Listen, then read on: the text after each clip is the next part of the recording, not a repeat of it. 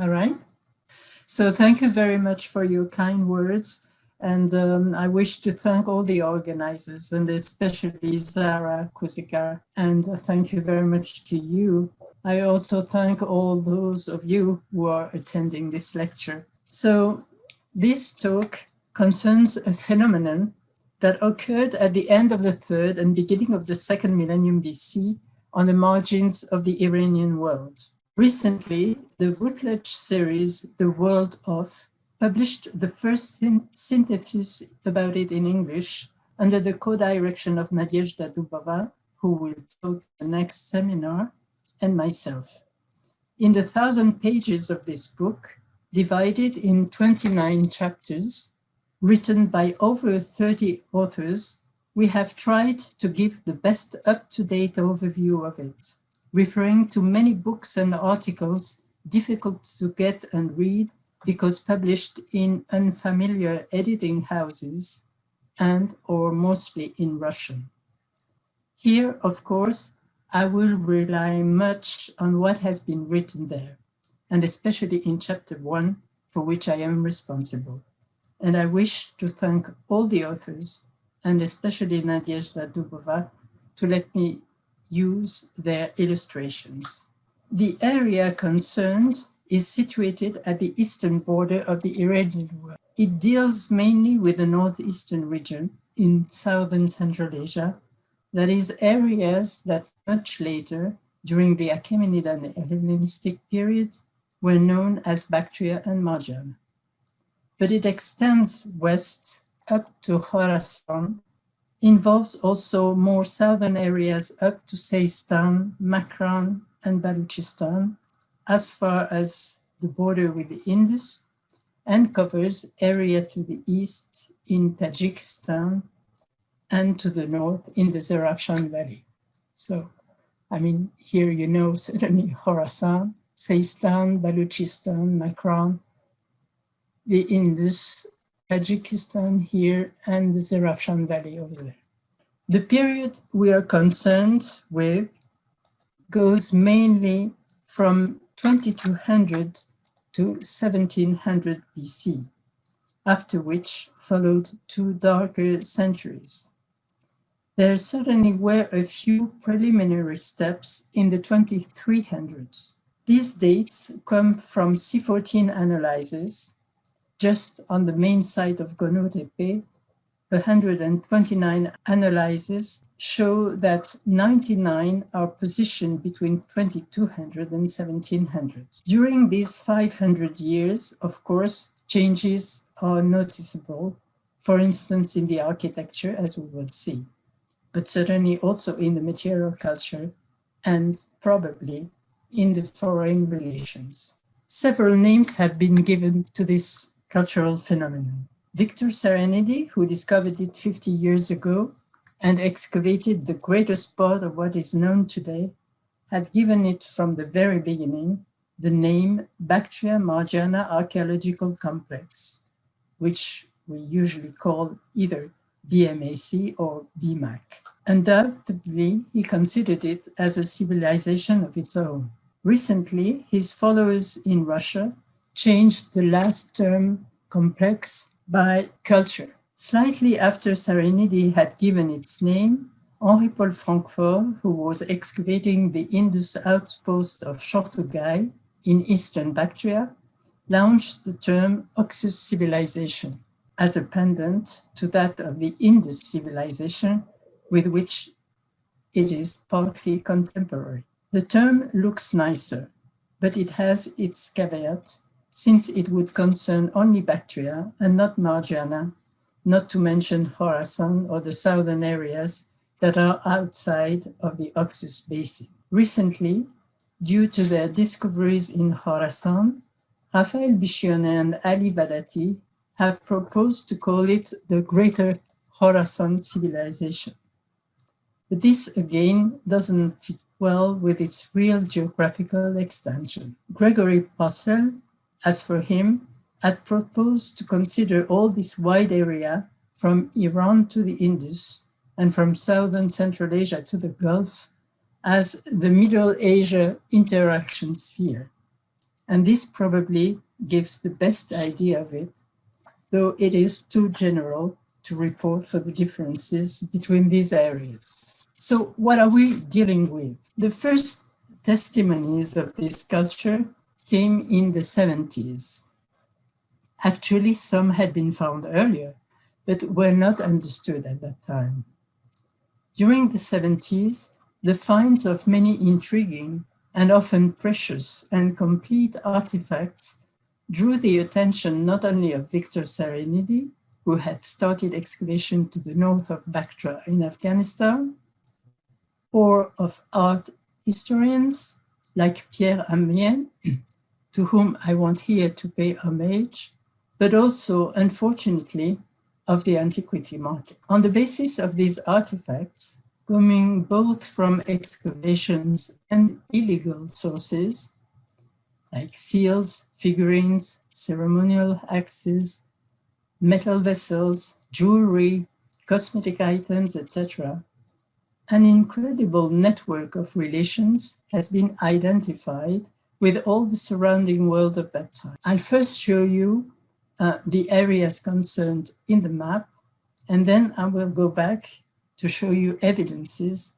of these relationships. So the very first and main testimonies concern the Indus Valley, Khorasan, the Iranian plateau with Shaddad and the Giraffe area, Susa and Elam. To these were added the Persian Gulf, Mesopotamia, Anatolia, up to Crete and Egypt, and also the northern steppes. So looking at the artifacts, for India, for instance, you have this beautiful Indus seal, or you have these jars that imitate the famous Indus jars. For Khorasan, you have vessels like this one coming from Gonur. For the Giraffe area, you have these cylinder seals, or you also have these chlorite artifacts. For Elam, you have these figurines that are either considered as goddesses or as mothers or as ladies, and most of them come from illegal excavations, but one head at least has been found in Gonur. For the Gulf, you have shell and some chlorite artifacts with the Serio-Rescent decoration. For Mesopotamia, you have an Akkadian seal of the period of Naram-Sin or post-Naram-Sin. You have also these hypogeas with mosaics on the walls and on boxes that you can relate to those from Urnama and Shulgi. Or you have also animal burials. You have this eagle with similarities in Ebla. You have also these mosaics from Gonur that are compared with those from the Mari temple. You have also seal with this sun god rising from the mountains, telling the same myth as one on an Akkadian seal, or that can be compared also with a Hittite myth of Tilipino. You have for Crete the acrobat on the wool or the flying gallop. For Egypt, you have a thread from a necklace with an Egyptian type of twist. And finally, for the northern steppes, you have these horse bits elements or pottery that were found in the Zerafshan Valley. Clearly, thus, the BMAC was one of the hubs of intercultural exchanges in the whole ancient East around 2000 BC, and this was the source of its great wealth at that time. Writing, however, is unknown, so that we do not know what was the original name of this entity, nor which language its population was speaking. A debate is going on whether it could be the Mahashi, Tukrish, or Shimashki mentioned in cuneiform texts, but no consensus has yet been reached. Clearly, the area is too far away from Mesopotamia for direct exchanges. All this is treated in chapter 2 by Michael Guichard. Most of the sites related to this culture, as I said, have been discovered either in Bactria or in Margiana. This is also where the largest settlement has been found, Gonur-Tepe, which is about 50 hectares. So here is the site, but actually here on this map, you only have the northern Gonur. You have a southern site to the south of it. You have a large necropolis, which is on the northwest. And if you can see, here you have different things that I would like you to pay attention to. You have here cell rooms. You have the royal necropolis around here, and you have this workshop, metallurgical workshop that we will mention later on. So as far as we know, Bactria and Margiana, with all these settlements and graveyards, can be considered as the core area. So here in violet. In the west, in Khorasan, so in this area, in the south, Sistan, in all these areas, and Tajikistan and further north, we mainly have cemeteries, but very few sites, and if sites there are, they are rather small, or we don't know them, or they are not excavated enough to know better. So for the moment, we will call them the surrounding area. Certainly, this presence in a large area around raises a lot of questions, and we will try to tackle them later on. In the core area, these flat deltaic plains had been very little occupied during the Chalcolithic or the early Bronze Age. Up to now, we know there are only ephemeral traces dated to the beginning of the third millennium, including under Gonur-Tepe itself.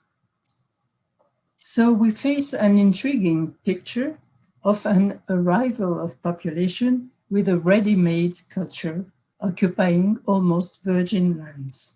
It has long been considered that these people and this entity were just an offshoot of the Namaska culture that had developed from the Neolithic in the Kopetdag area. This is the area in green on this map here. Undoubtedly, a great part of the material culture comes from it, as shown by Lyuba Kircho and Elena Antonova in 2 different chapters of the book. So here is, for instance, the Namaska IV period, just before the BMAC, where you already see architecture with these pilasters. You see figurines, you see seals, especially with the cross motif. You see stone vessels. Here are figurines of the typical of the BMAC period, and seals with this cross motif. However, several of the BMAC main features are totally new. So I'm going back to this plan of Gonur, and you can see this architecture with a fortification wall with square towers or rectangular towers and a corridor running along with partitions inside, besides the pilasters. And this architecture was not known in the Kopetdag area, in the Namaska culture area. But it is known, oh, here I have another picture of this architecture for smaller sites. Here there is no gallery in it, but you still have the square tower, or here it's just a simple house, but you see again the corridor and the partition. So this architecture was not known in the Koppenberg, but it was known south of the Hindu Kush at Mundigak, a site that was excavated quite long ago, but where we have this fortification wall with this corridor partitioned and the square or rectangular towers. And not only did it take from South Hindu Kush this architecture, but also a few of the pottery shapes or decoration directly come from southern Hindu Kush, like this motif, snake motif applied on jars, like these footed chalices or footed goblets that were not known in the Koppenberg, but come from southern Hindu Kush. But there are also some specific architecture that for the moment we don't know where they come from. So for instance, this round circular architecture of which there is only one case at Dashli in Afghanistan, Dashli 3, the temple. Here again, please notice these cell rooms right at the heart of the main building, but also outside. Or this very strange architecture that is unique, only one site, Dashli 3, again, the palace, or Sapeli Tepa, and again, these cell rooms right inside the main building. As I told you, there are different phases. So in a later phase, here is Gonur South, the site that succeeded to Gonur North and is dated mainly to the second millennium. You don't pay attention to this inside much later structure, around the middle of the second millennium, that is unfinished. But this is the one that concerns us for the BMAC. And you still see these cell rooms. And here, Togolok 21. At that time, so in this later phase, the towers are now round and the corridor is not that well visible, though it's still, you can still follow it here. But here again, the cell rooms. Thus, the BMAC is not purely a development of the Namaskar culture, and it is fed from the beginning, at minimum, both from the Namaskar culture and from a southern Hindu-Kush culture, while, as we saw, it is also the recipient of many other influences. This is one of the reasons why Serenity gave it this specific name. The place chosen for its development is rather strange, since both Bactria and Margiana are at the edge of the desert, with sand dunes very nearby and an area void of mineral resources. So here's a view of the area around Gonur Tepe. Moreover, we know that at the end of the third millennium, it is a period of severe crisis of the environment in the northern hemisphere. Nevertheless, there is no doubt that the population lived along the paleo channels of the river delta, where it practiced agriculture and breeded cattle.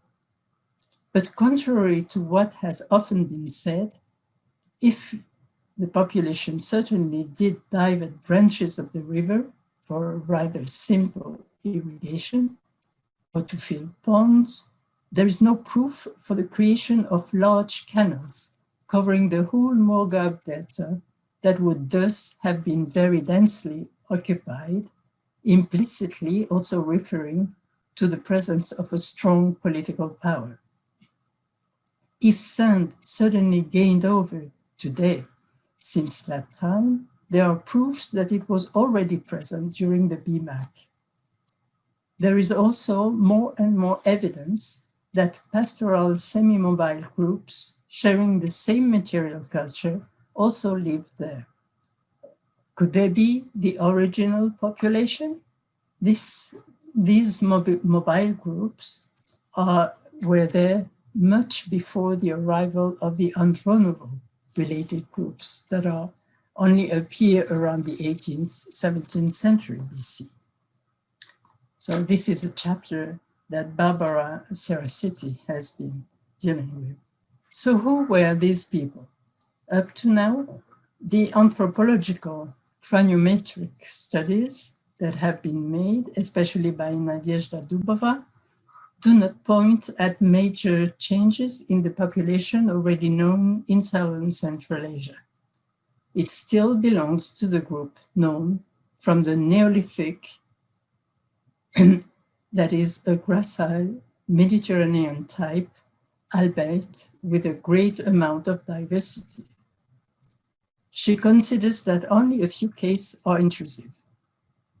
Interestingly, however, she says that the dead from the rich cyst graves are different from the others. It might be also the case for the dead from the Hypogeas, the main dead from the Hypogeas. Because of the looting of the graves, it is impossible to figure out who is who. The problem is that we have little to compare with in other areas because such craniometric studies are rare in Western anthropology. DNA studies, as for them, are yet in their very infancy, and we lack of precise dating for those that have been made on the BMAC skeletons. In the absence of text, we do not know if we are dealing with a fully organized state, or at least a proto-state, headed by a king or a king-priest, or rather with a complex chiefdom with several more or less independent lords. The Khanate Kala system that Karl Lambert-Karlowski had proposed long ago and that he goes back to in his chapter with Benjamin Mutin. Moreover, the political system may have changed in the course of time. Kono Tepe is quite exceptional and certainly had a specific status, not only as shown by its architecture and wealth, but also by a study of the meat consumption, showing that only the best pieces of meat were eaten there. This is an article by Robert Sataev. Undoubtedly, there are large monumental buildings, but the exact function, palace, temple, something else, isn't clear yet. Moreover, the location of some of the graves, for instance, the separate royal necropolis that I showed you on the map, the variety of the architecture of the graves, it goes from hypogees with several rooms, chamber tombs with only 2 rooms, cyst graves, pits with a side place, or that are also called catacombs, or simple pit graves. So the variety of this architecture and the variety of the contents of the graves, some are extremely rich, others are not very poor, but rather poor. All these point at a hierarchical and rather complex society. Interestingly, women graves also appear to be wealthier than men's, especially in seals. We do not know which religion was practiced. Victor Serenity considered that it was a kind of proto-Zoroastrianism, but specialists of this religion disagree. From the pantheon represented on the seals and figurines, we get more the impression of a wide mix of beliefs. We saw already that the material culture, be it pottery, chlorid artifacts, seals, etc., presents a mixture of elements, some being local, others of foreign origin. Where all these artifacts were made is still unsolved, because unfortunately we have very little data concerning their production. Except for pottery kilns, only a few workshops have been excavated. One of them is at Gonur itself and dedicated to metallurgy. I showed you on the map. But it dates only to the 19th century and reused an older building. It seems likely that local production was rather made on small sites, as pointed out in surveys, but only a few of these have been excavated. As far as exotic items are concerned, we have only rare and indirect data pointing at the local production for some of them. At Gonur, for instance, in the large necropolis, one grave contained semi-finished beads, several finished arms for these composite statuettes of women, fragments of mosaics, and the tools to carve stones. Very interestingly, so here are part of these items. Very interestingly, with these semi-finished products was a typical stone Mesopotamian duck weight that you have here on the left. It weighs 18.87 grams. In another tomb from the royal necropolis, a raw piece of elephant tusk was found together with several finished ivory artifacts. A recent study made by Denis Frenez has convincingly pointed out that the ivory items from the BMAC, whatever they are, could only have been carved by Indian specialist craftsmen and were made to fit the taste of the local elite, as none of these artifacts have their exact counterpart in India. The same could be said for many, if not all, of all the other exotic artifacts. There is never total identity with those of the distant areas they are compared with.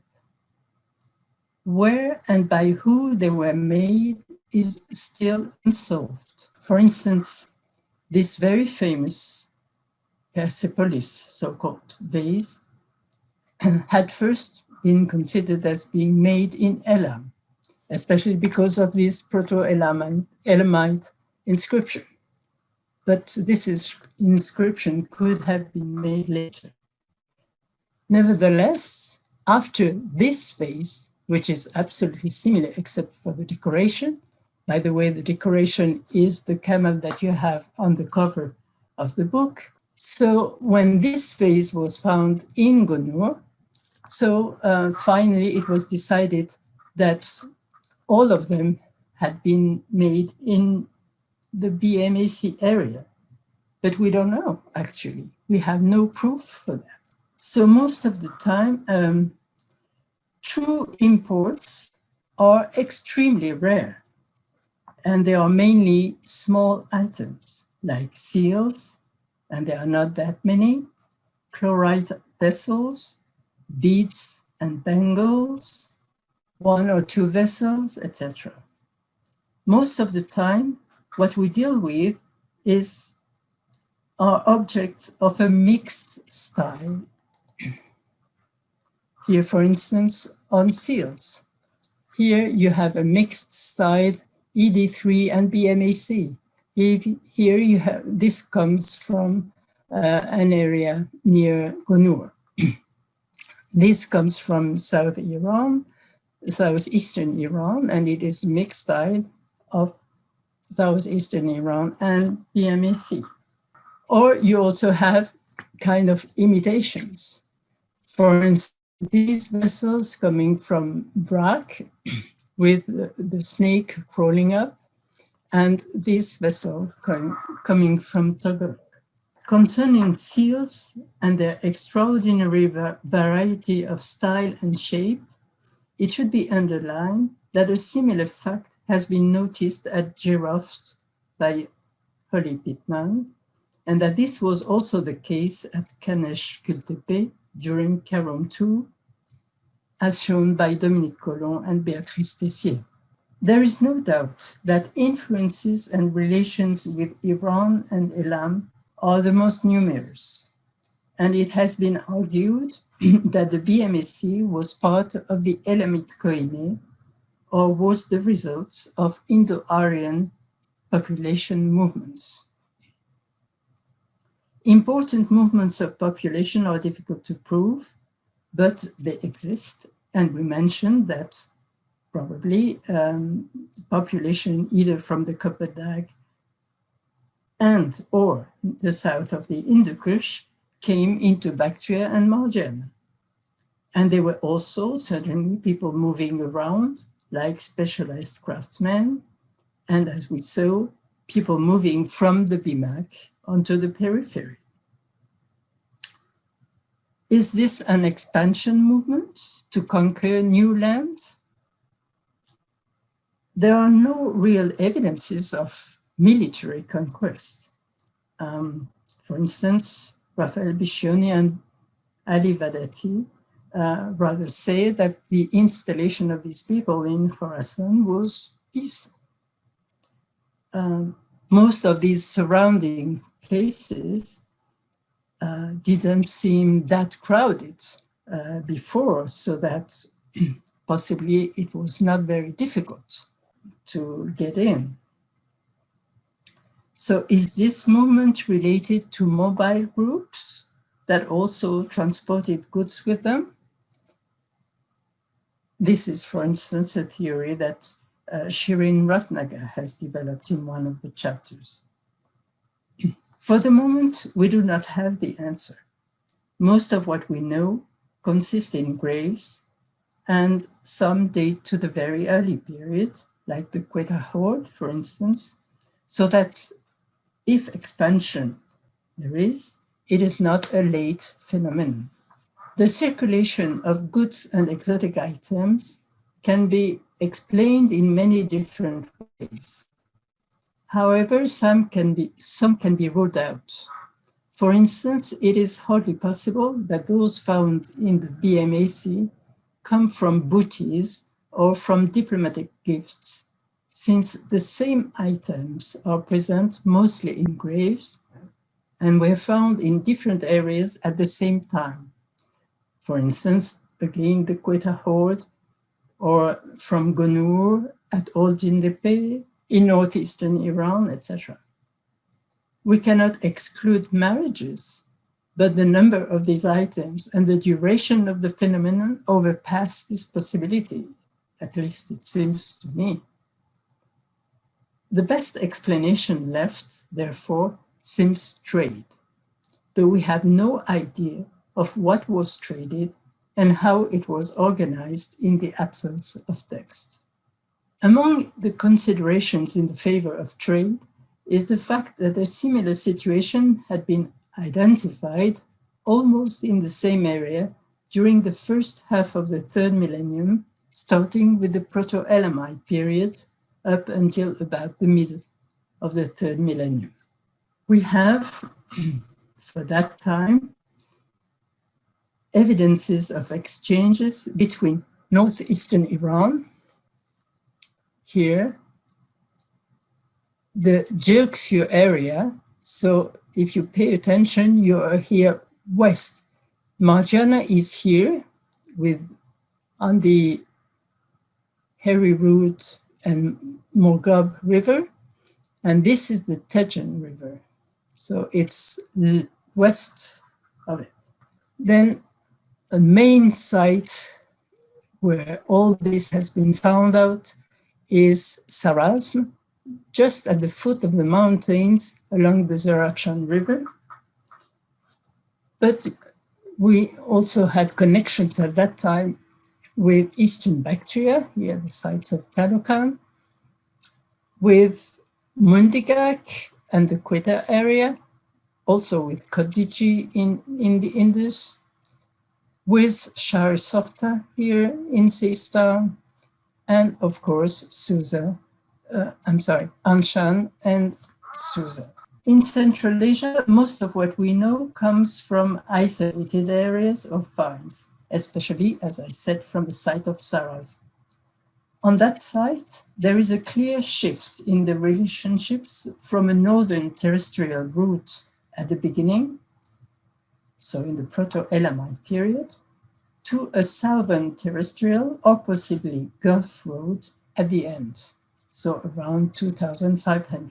As in the case of the BMAC, these relationships led quite suddenly to a new monumental architecture, very wealthy tombs, and new rituals, the development of seals, etc. Unfortunately, we have no idea of what was the matter of this exchange. The position of Saras at the foot of the mountains, rich in metal resources, and the presence of an important metallurgical activity at the site point towards the search for metal ore. But which one? Was it copper? But there are many other copper sources closer to Elam and all these areas. Was it silver, gold, lapis? All this is possible. With the BMAC, we are in front of a similar but wider phenomenon, with evidences of exchange, but nothing to tell us what was searched for. Metal still stands as a good possibility because all the area is rich in different metal ores, as shown by Jennifer Garner in her article. It is especially very rich in tin that was very much coveted in Mesopotamia at that time. So here you have, again, near Samarkand in the Zarafshan Valley, all these rich is just very, very rich in tin. One mine in Tajikistan gave radiocarbon results in agreement with the BMAC. The other in Uzbekistan gave later dates around the 17th century. In the BMAC area itself, metallurgical analyses point at differences between Bactria and Marjana, tin bronze being apparently more frequent in Bactria. At Gonur, copper alloys with arsenic and lead still represent about half of the production. And even though copper sources are plentiful in Central Asia, some lead isotopic analyses show a possible source on the Iranian plateau itself, as shown by Stephen Krauss in one of the chapters. Moreover, a possibility that tin used in Mesopotamia may have come from a closer zone in northern Zagros from Dey Hussein has been analyzed by Vincent Pigot. There too, the radiocarbon dates are later. In both cases, however, we cannot dismiss the possibility that later exploitation destroyed all the older mining evidences. But besides metal, other sources could be interesting. Lapis, of course, could still have been a major trading project, as well as gold, silver, or lead, but also possibly silk. Now we have several evidences for it, not to speak of human labor forces. But all the remains of this trade have vanished, and if we have many seals, there are only very few traces of sealings. Thus, we have no direct proof for any trade. But wouldn't it have been the case for the Assyrian trade or the Gulf trade if we did not have the text from the Assyrian merchants or those from Ur? What is left at Kültepe itself of all this trade activity? That something precious was nevertheless at the heart of the BMAC is indirectly under our eyes. Not only the variety of the seals, but also the omnipresence of these cell rooms at the very heart of all the main buildings, as I have shown you on the slides, as well as the importance given to camels, dogs, and chariots, buried with rich offerings. Oh, I'm sorry, I didn't show you where the lapis was coming. So here are the importance given to camels and chariots and dogs in these large pits that are just close to the hypogeas, these very rich graves. These ditches contained several people of different ages that could very well have been the drivers and caravan members sacrificed in large ditches close to the hypogea of the so-called royal necropolis. Finally, to my eyes, another proof of a direct connection between the BMAC and trade with the rest of Middle and Western Asia comes from its end. Already during the 18th century, exotic items seem to diminish, and the routes may have changed. By the 17th century and after, all the exotic finds, the seals, the mixed pantheon, the monumental architecture, etc., all this disappears, as shown by Élise Luneau in one of the chapters. The only relations that are maintained are those with the steppes, as shown also by Gianluca Bonara. At that time, the Indus civilization is in decline, while in Mesopotamia, endless wars between the different Amorite rulers have put an end to their glorious days. It is now that the Levant starts dominating the Near East. Most probably, trade has now shifted and is looking west and no more east. And this could well explain the end of the BMAC. So I thank you very much, but I would also invite you insistently to read this book, because I only skimmed through the surface of many of its chapters, and you will find there much more valuable data. Thank you again.